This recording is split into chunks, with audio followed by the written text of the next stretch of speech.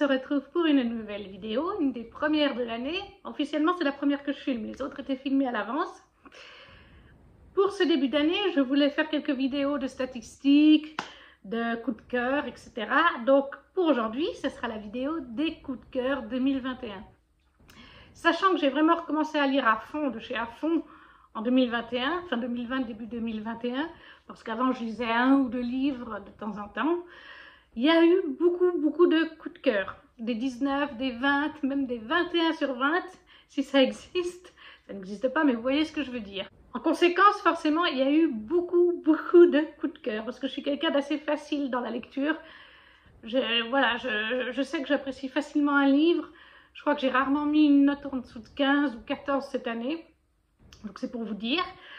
Alors pour mes coups de cœur, au début je voulais faire un top 10. Mais j'ai vite vu que ce ne serait pas possible d'en mettre que 10 parce qu'il y en avait tellement que voilà. Après, j'ai aussi simplifié. J'ai mis par saga. Donc par saga, j'entends des fois des duologies, des trilogies ou plus de tomes. Certaines fois, j'ai lu toute la saga. Des fois, j'ai lu qu'un tome. Mais j'ai déjà eu un coup de cœur pour le premier tome. J'ai aussi pas tout mis mes coups de cœur. J'ai vraiment mis les plus gros coups de cœur. Mais si on a un petit peu de temps, je vous dirai aussi d'autres livres qui m'ont vraiment plu.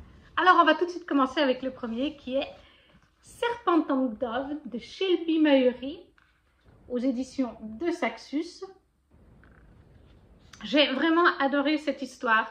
Déjà, il y a tout pour me plaire. On a un Enemies to Lovers avec Lou qui est une sorcière qui se cache, qui n'utilise plus ses pouvoirs, et Red qui est un chasseur de sorcières qui a été élevé comme d'autres chasseurs par l'église. Et pour eux, les sorcières c'est le mal. C'est toujours le mal, il faut les brûler au bûcher. Un petit peu ce qu'on a vécu il y a des siècles en arrière, des femmes des fois innocentes, parce qu'elles étaient solitaires, parce qu'elles pratiquaient des choses avec des herbes, c'était tout de suite des sorcières. Là, c'est un peu le même principe, sauf que dans ce récit, les chasseurs peuvent sentir la magie, a une odeur, ils la sentent. J'ai vraiment aimé ce concept de Lou, la sorcière qui se cache, Red, le chasseur de sorcières, qui sont forcés de se marier ensemble, pour une raison. Je vous ai déjà raconté un peu l'histoire précédemment dans une autre vidéo et je vous ai donné mon avis, mais voilà, ça a vraiment été une chouette lecture. En plus, le milieu de la sorcellerie, moi j'adore ça. Qui plus est, on est sur un récit, même si là dans la version française on le sent moins, l'autrice s'est inspirée du français pour ses noms de personnages, des noms de lieux, etc. Je sais qu'en VO, les noms de personnages et de lieux sont souvent en français. C'est clairement un royaume fictif, mais inspiré de la France. Donc vraiment, pour moi, ça a été un 20 sur 20 et j'ai vraiment hâte de connaître la suite. Je pense que je vais me la procurer en VO, parce que pour l'instant, de Saxus n'a pas encore donné de nouvelles quant au tome 2.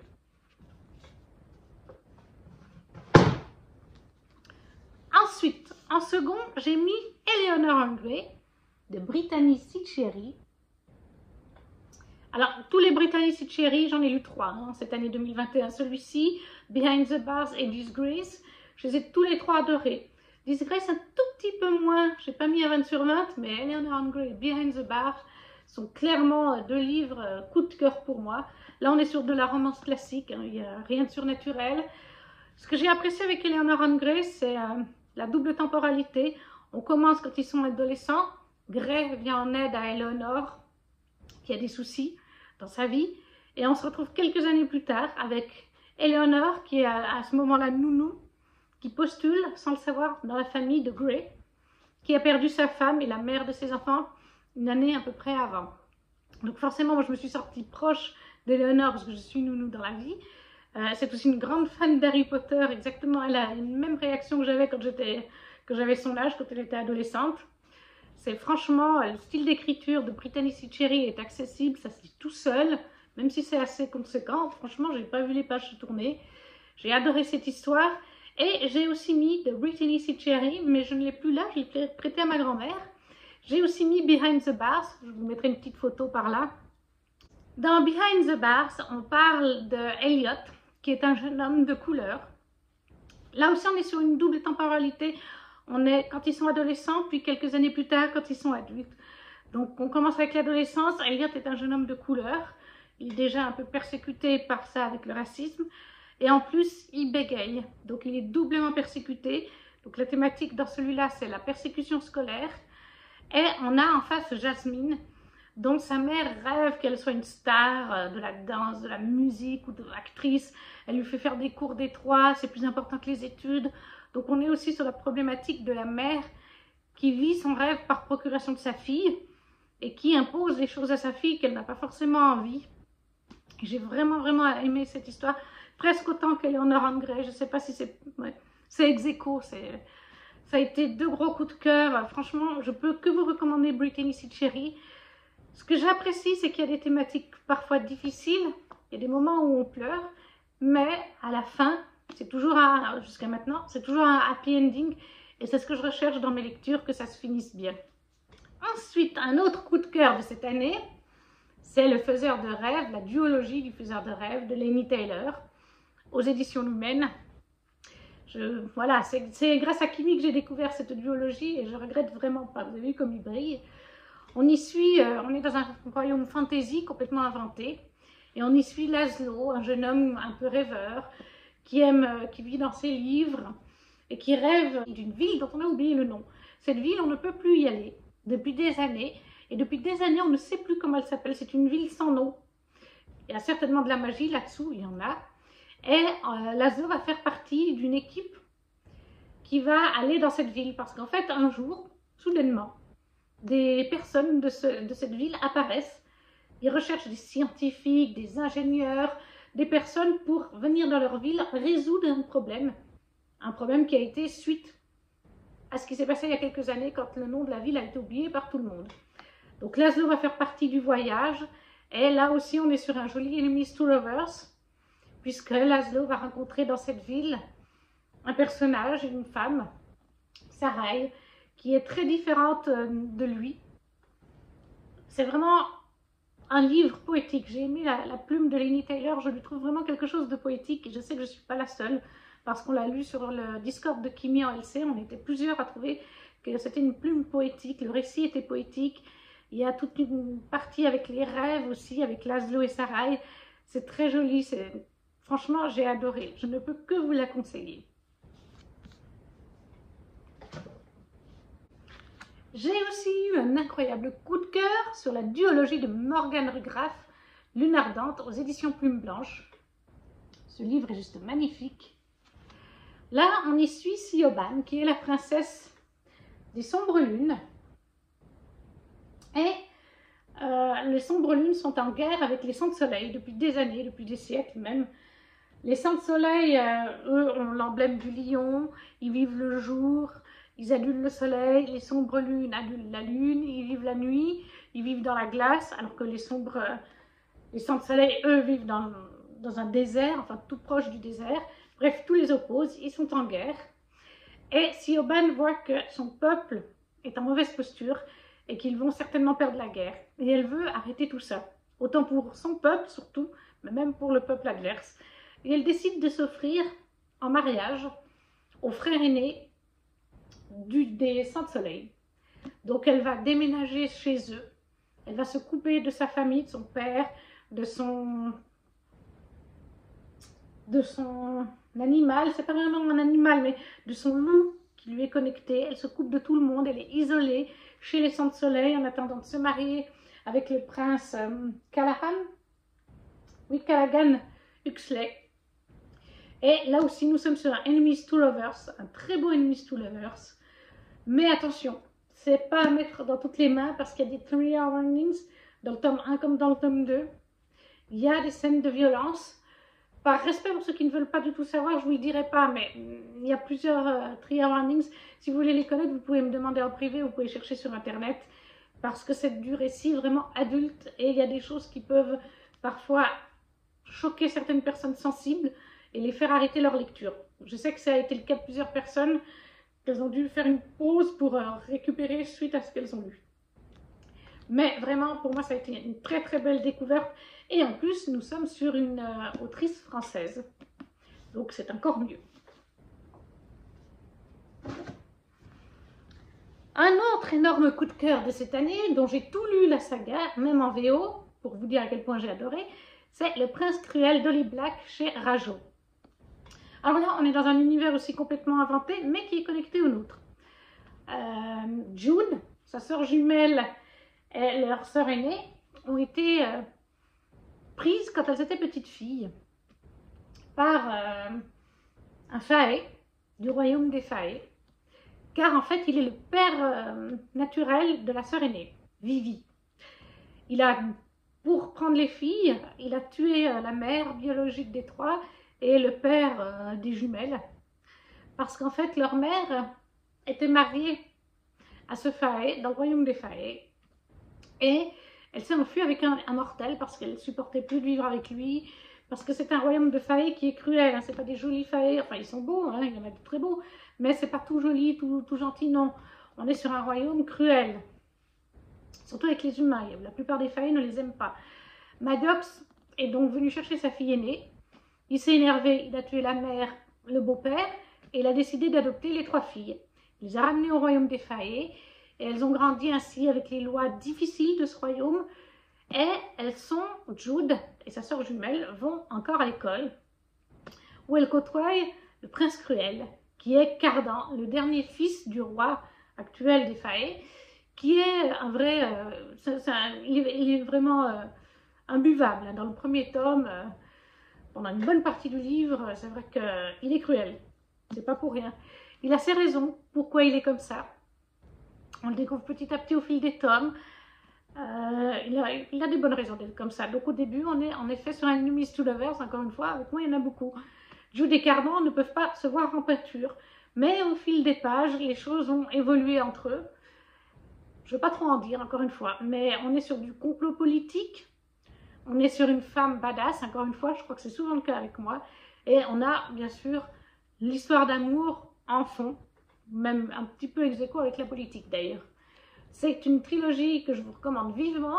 Le troisième tome va sortir en français dans quelques mois, je crois que c'est en mars 2022. Un recueil de nouvelles, une petite nouvelle sur la sœur de Jude vient de sortir en VF, fait 50 pages. Et moi j'ai aussi lu surtout en VO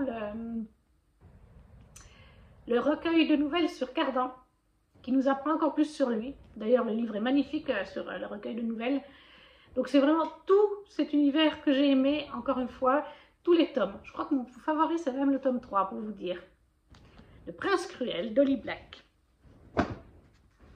Ensuite on a un gros pavé de chez De Saxus. Le titre s'est un peu fait la malle. Le prieuré de l'Oranger de Samantha Shannon. C'est une belle brique, hein. Il fait 900, je ne sais plus, 900, voilà, 950 pages, quelque chose comme ça, parce qu'il y a un lexique aussi. Hein. 958 pages, il fait ce gros bébé. Là aussi, on est sur un récit de fantasy complètement inventé. Et on suit, non pas un personnage ou deux, on suit Tani qui est dresseuse de dragons, on suit Ead, qui est une servante, entre guillemets, pour la reine Sabran. Et on suit aussi Niclace, je ne sais pas comment on le dit, et un ami de Ead et de la reine Sabran. Donc on a 2, 3, 4 personnages qu'on suit vraiment de près, et tous les personnages qui gravitent autour d'eux. C'est vrai que pour beaucoup de monde, au début, c'est un univers déstabilisant, parce qu'on suit 4 personnages différents, avec tout ce qui est autour d'eux. Il y a aussi des dragons, il y a toute une mythologie, il y a toute une histoire. C'est un univers mais vraiment complet, construit de A à Z, qui remonte à plus de 1000 ans, il me semble. Hein. Ça fait genre 1000 ans que les reines du royaume de la maison Bérenette gouvernent Ninis, j'arrive pas bien à le dire. C'était vraiment une très belle brique. Moi j'ai vraiment aimé. Il y a tout. Il y a le fantasy, il y a les complots politiques, il y a les dragons, il y a de l'historique, il y a de l'amour. Et j'ai vraiment aimé. On est sur un récit avec.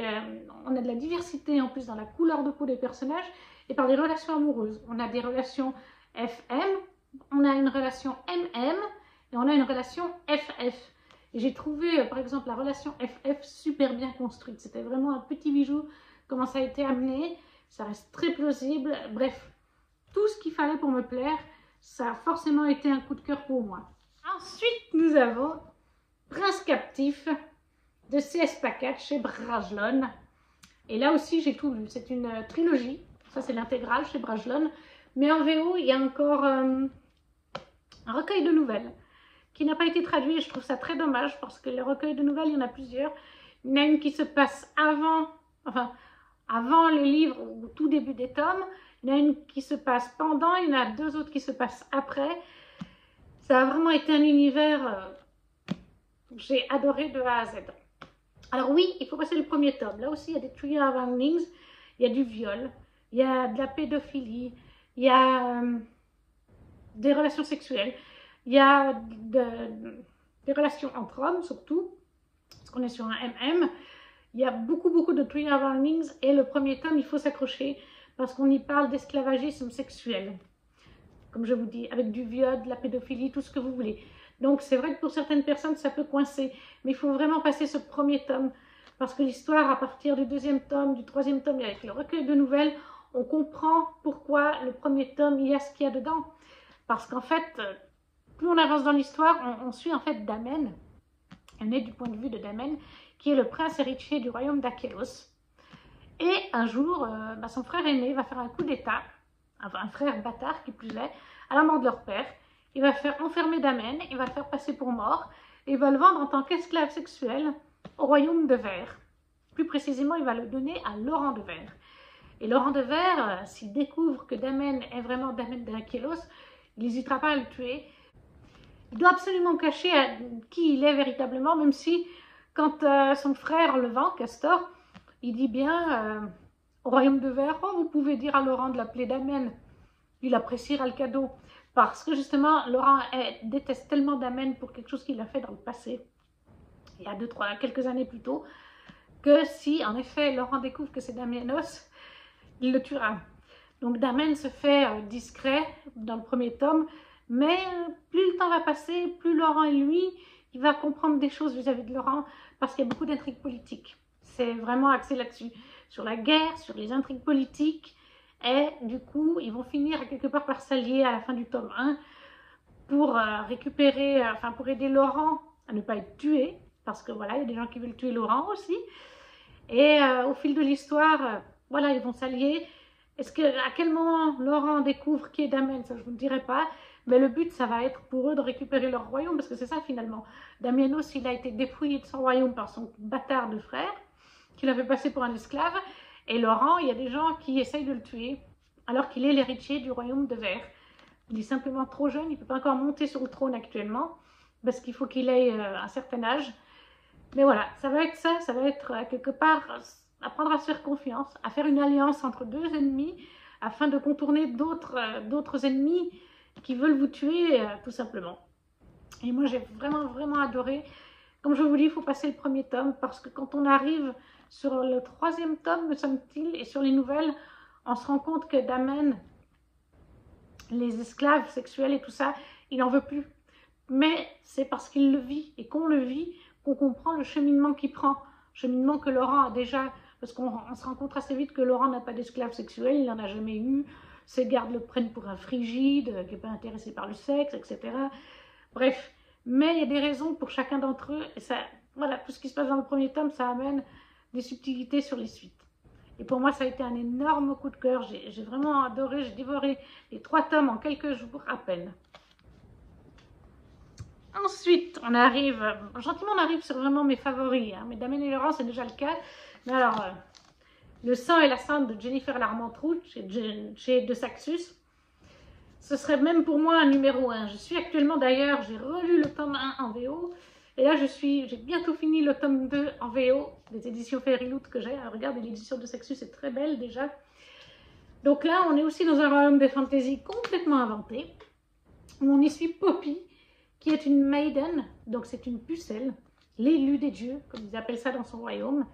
Et on lui a inculqué depuis toujours, et à tout le royaume, qu'il y a un royaume ennemi, avec les Atlantiens.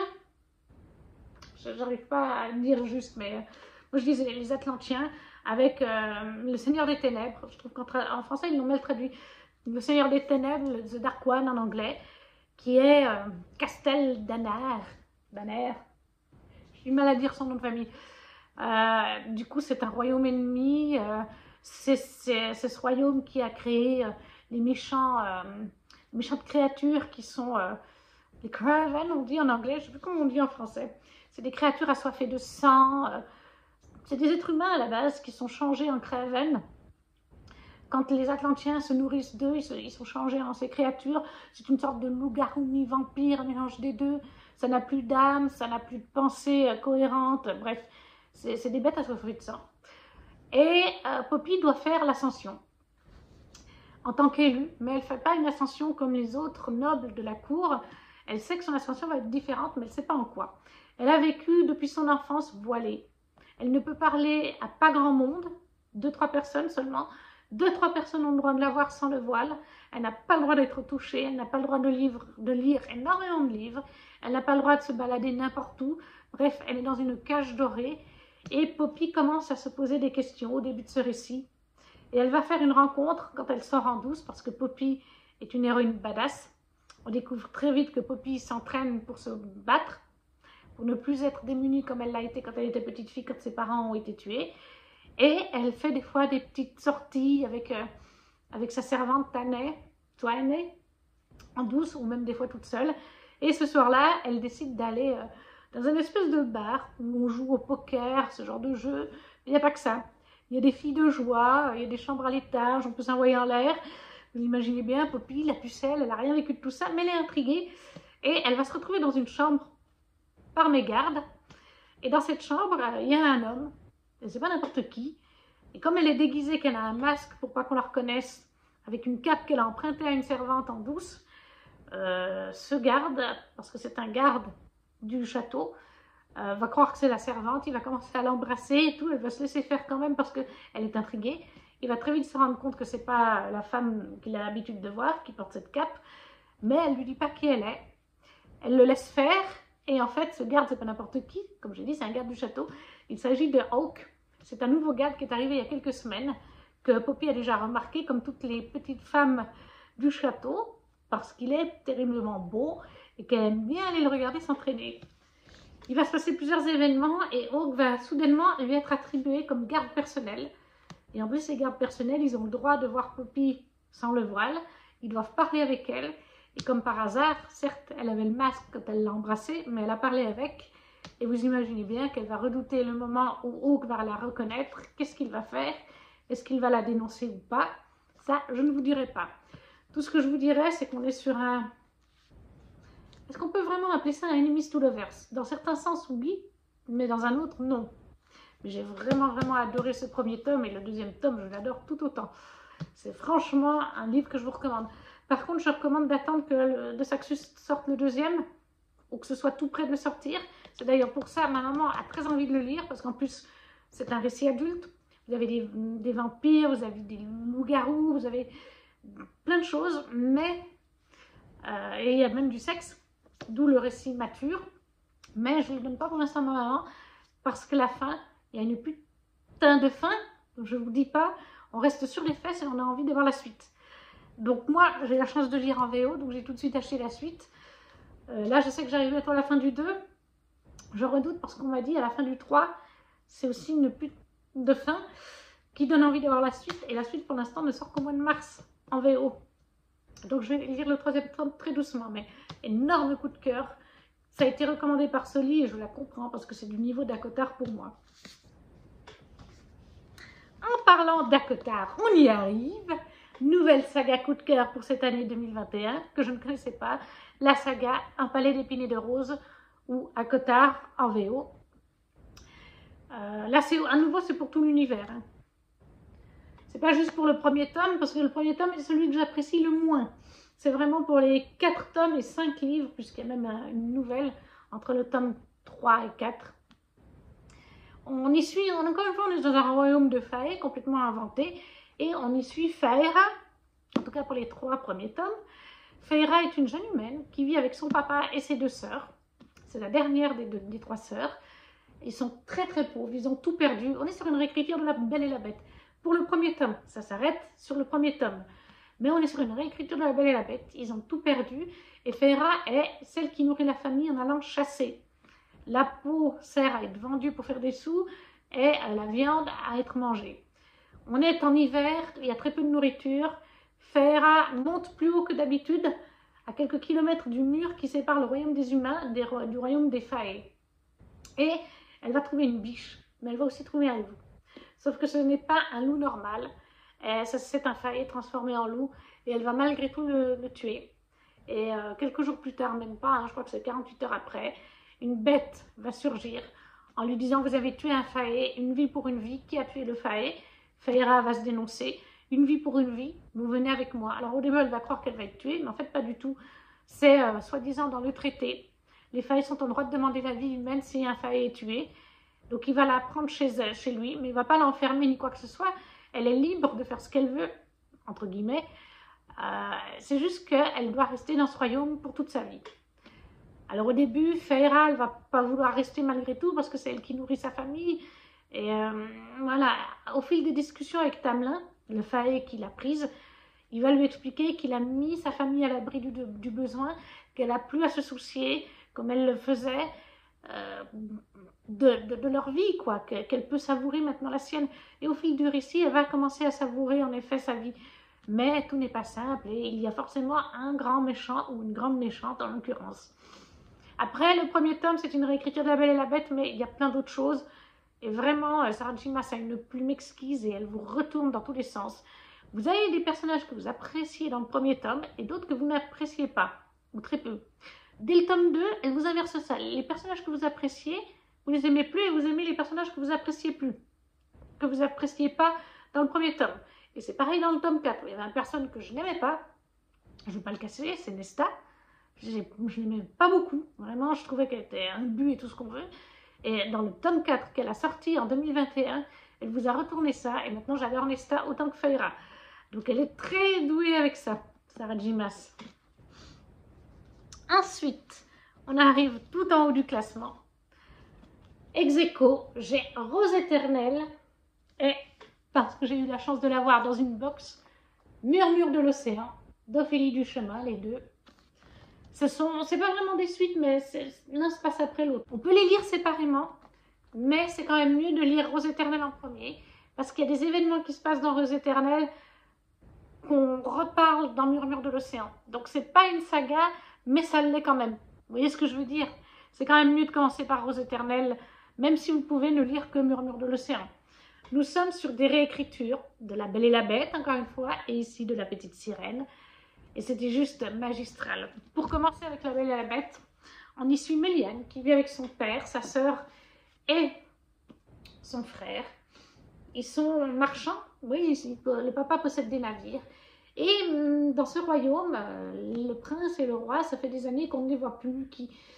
C'est plus eux qui gouvernent le royaume, parce qu'on est vraiment sur tout un royaume. Vous avez une carte au début. Il y a même plusieurs royaumes. Et Méliane, elle vient d'Elnéad, du royaume d'Elnéad. Mais on n'a plus de nouvelles de la famille royale. Ils ne gouvernent plus, c'est les, comment dire, les gouverneurs, ce genre de personnes qui gouvernent, qui mettent les impôts, ils mettent des prix exorbitants, etc.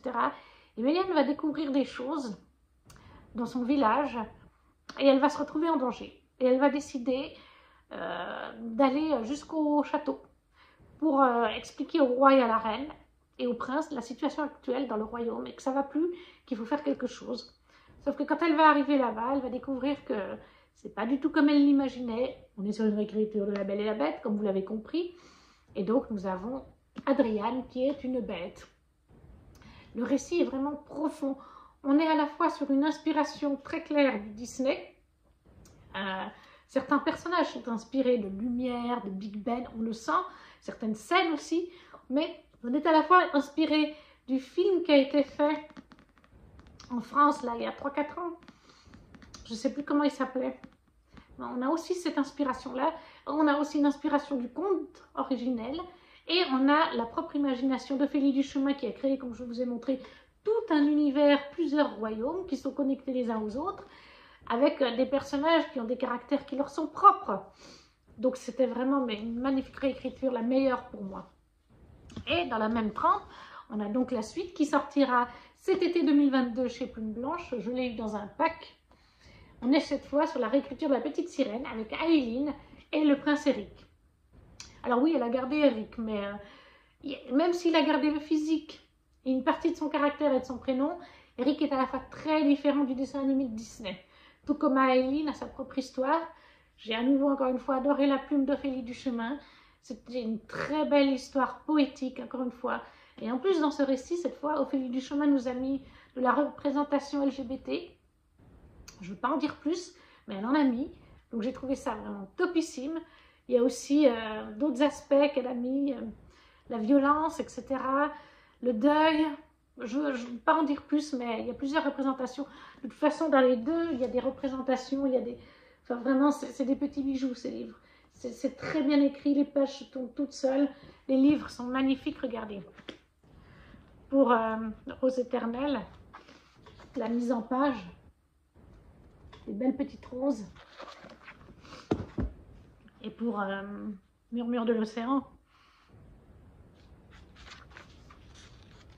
c'est juste parfait. Donc franchement, si vous aimez les Disney, si vous aimez les contes et les réécritures de contes, il vous faut y aller. C'est un univers magique, c'est émouvant, et quand j'en sors, j'ai du mal à en sortir et j'ai envie d'y replonger. Et ma maman a déjà lu les deux et elle a adoré elle aussi. Et enfin, le dernier qui est en première position actuellement, une briquette de chez De Saxus, Crescent City de Sarah J. Maas. C'est une brique. C'est à nouveau, combien il fait 953 pages. On est à nouveau sur un univers de fantasy complètement inventé, mais qui s'inspire de notre monde. On pourrait comparer la ville de Crescent City à une sorte de New York.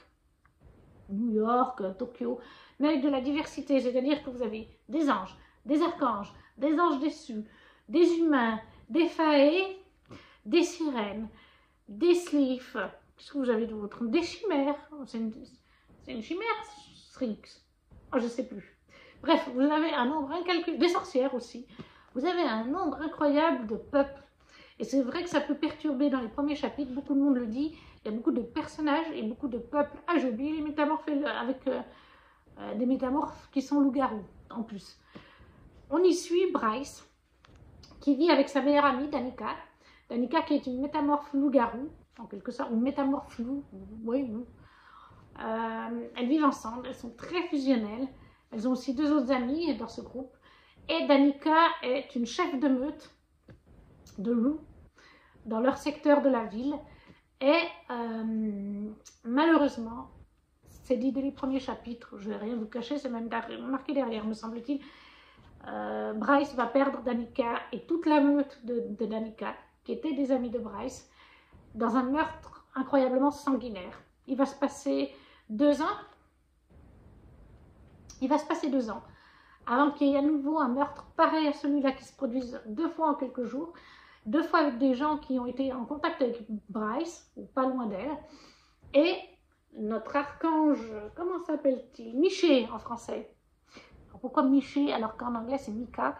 Je crois que je préfère quand même Mika que Miché, parce que c'est un mec, hein, c'est pas une femme, mais c'est Miché.